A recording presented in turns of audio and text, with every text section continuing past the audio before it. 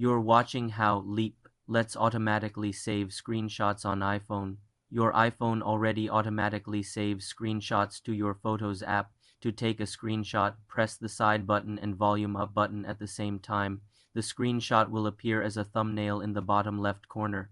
If you tap the thumbnail, you can edit it, then tap Done and choose Save to Photos. To change where screenshots go, you can use the Shortcuts app. Create a new automation for when a screenshot is taken, but by default they always save to Photos. You're watching how Leap lets automatically save screenshots on iPhone. Your iPhone already automatically saves screenshots to your Photos app. To take a screenshot, press the side button and volume up button at the same time.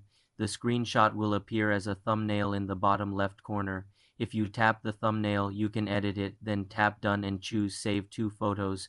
To change where screenshots go, you can use the Shortcuts app. Create a new automation for when a screenshot is taken, but by default they always save to Photos.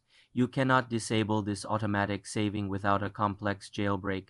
For more simple tech tutorials, subscribe to the channel.